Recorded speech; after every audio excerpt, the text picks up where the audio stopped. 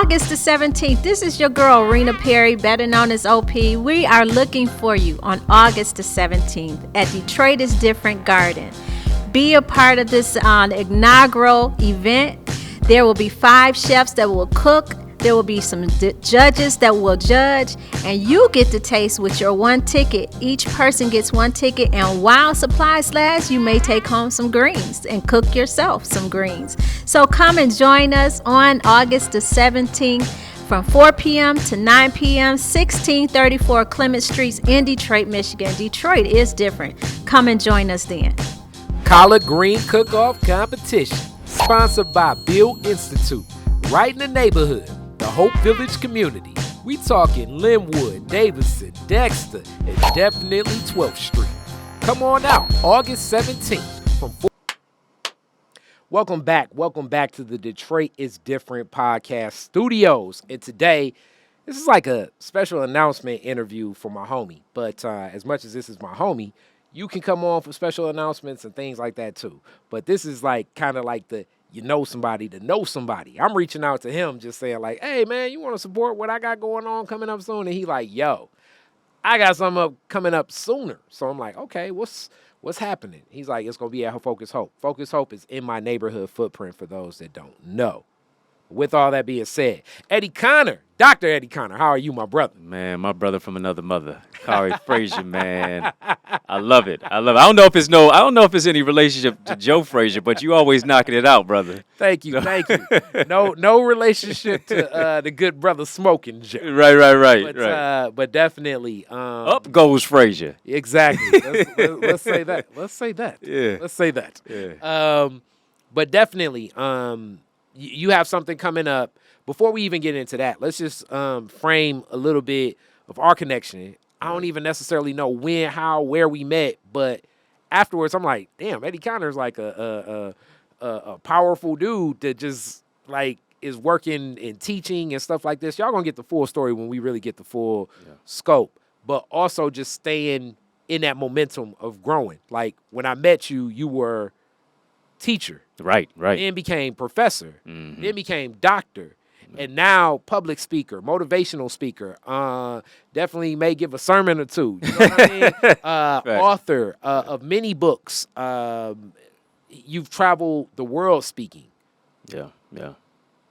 That journey, man, you offering something in that, still staying connected to Detroit, even as you travel the world.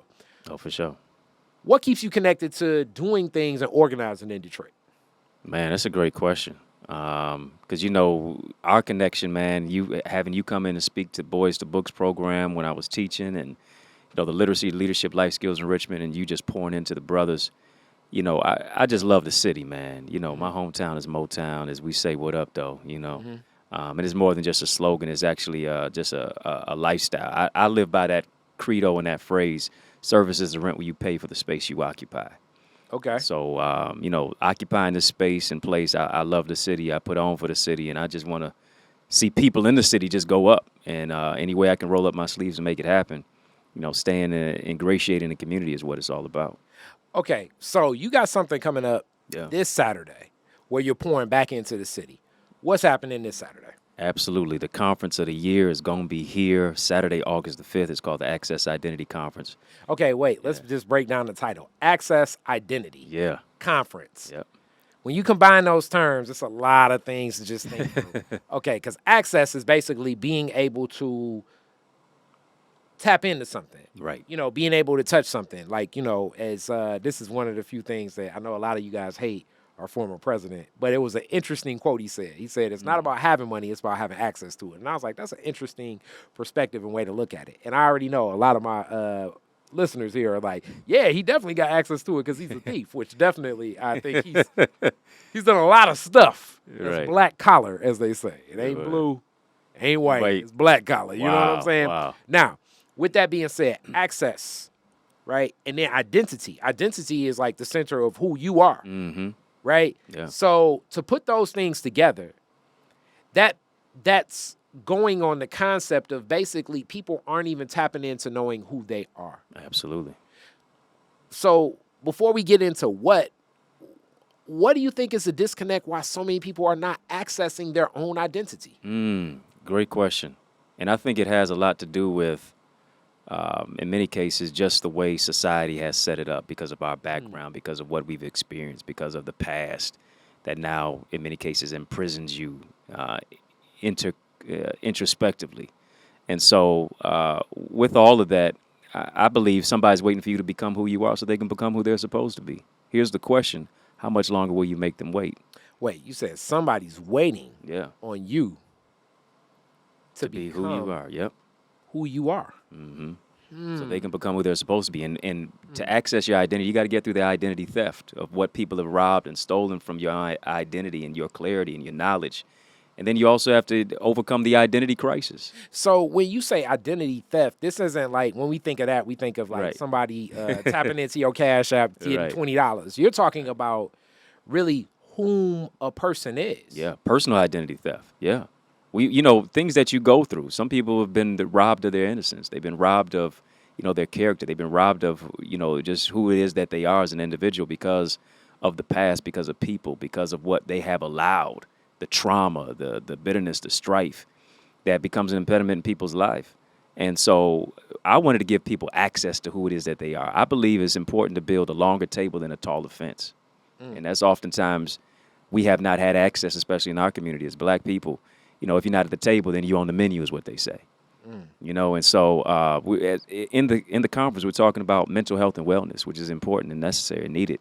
Talking about financial literacy, economic equity, purpose, personal identity, relationships, how to scale your business, how to do business in the marketplace, how to do unorthodox ministry in unorthodox time. So it is connecting kingdom and community. It's connecting spiritual and practical and relational and psychological. And so it's a holistic conference.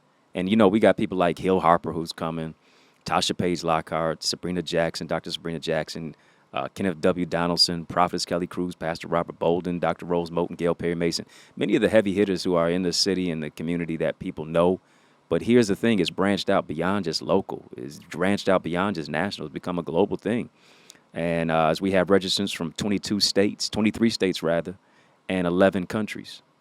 So this thing has grown tremendously beyond my own imagination in many cases.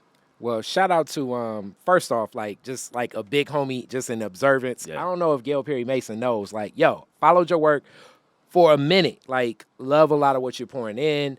And Dr. Jackson, really powerful.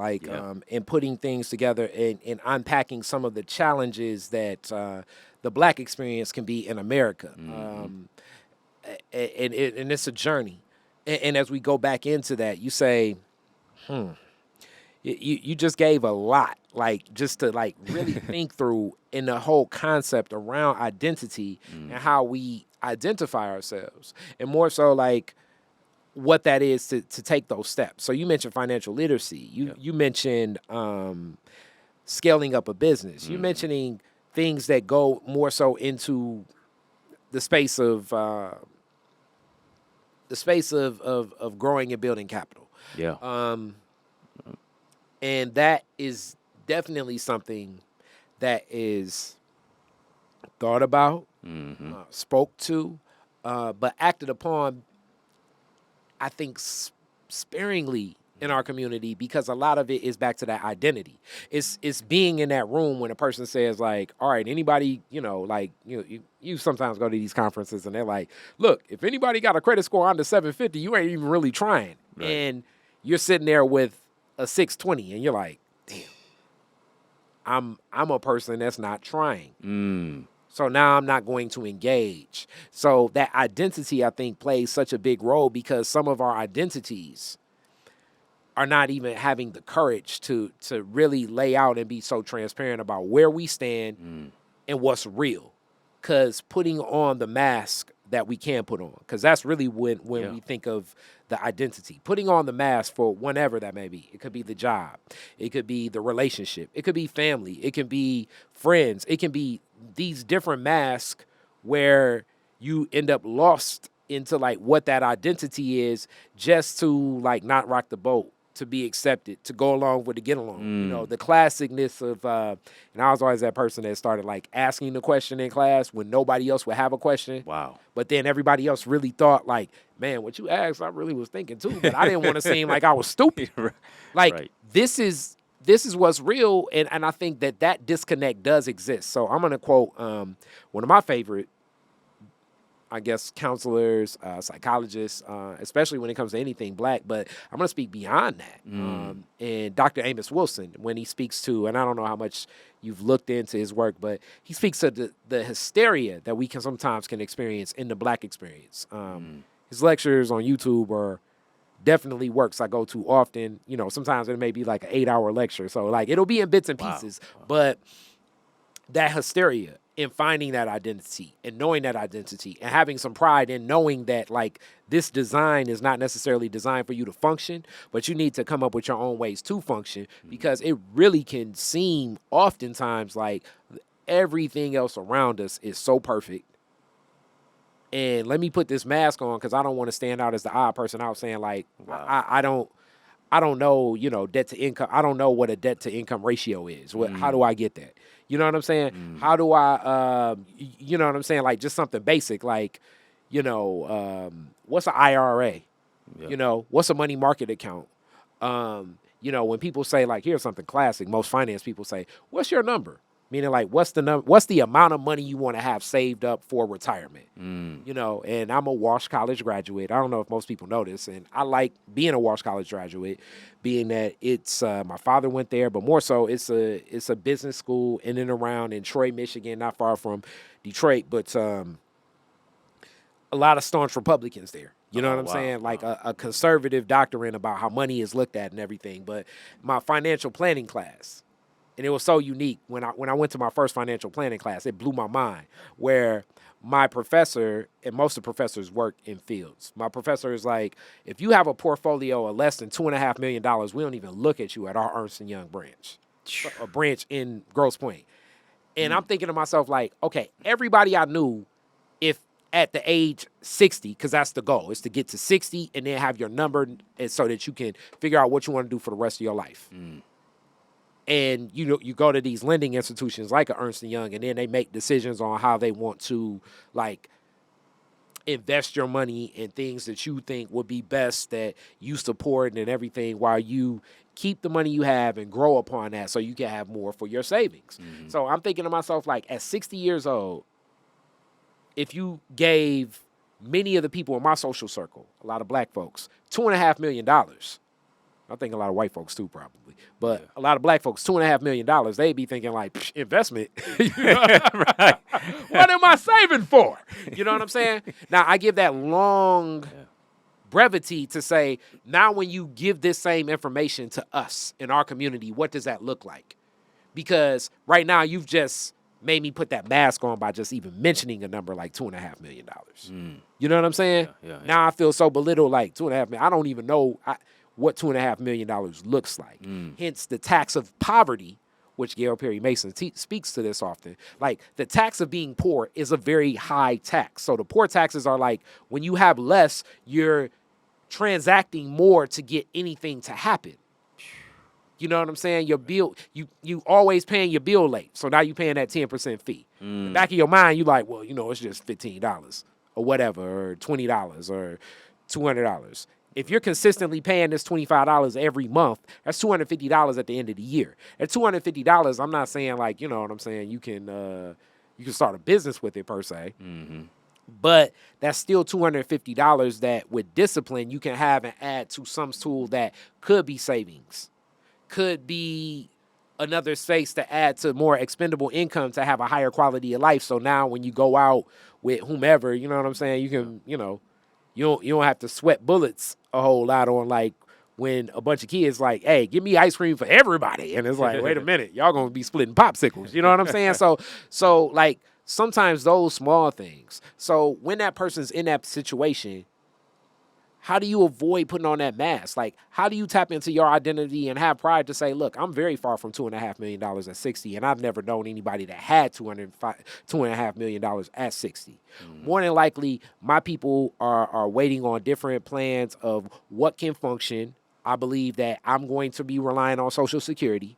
I will be relying on some form of a pension, which most people, if people study this, won't probably have pensions. They're going to have, they're going to have like some form of like a 401k or a IRA or different vehicles like that. I'm going to be relying on that. And amongst that, I would like to have some type of way to enter the market if I'm going to continue to work after the age of 60, what that will look like based on what my health conditions are and what access I have, and also my capacity to do work. Right. I need to work around that. But with that, what should I be saving? Having the presence of mind to say something like that in a room when you just heard something that seems like it's out the park. How do you get a person to that point? I think it takes transparency. It is the fact that I'm always one to say, hey, I don't have all the answers. That's why I surround myself with experts. Know-it-all really knows nothing at all. None of us have this whole thing figured out. We're learning as we're going. And what I just took a chance on was to share and invite people to the table who I know have the answers for the questions that we have. And so, the whole aspect that the only stupid question is the one that you don't ask, and getting people to be responsive. And I'm glad that I brought people to the table who don't just share their strengths, they share their struggles. They're open, they're transparent about it. They're vulnerable about the fact that they really care for the people. Is not, as Dr. Cornel West said, you can't save the people if you don't serve the people. You can't lead the people if you don't love the people.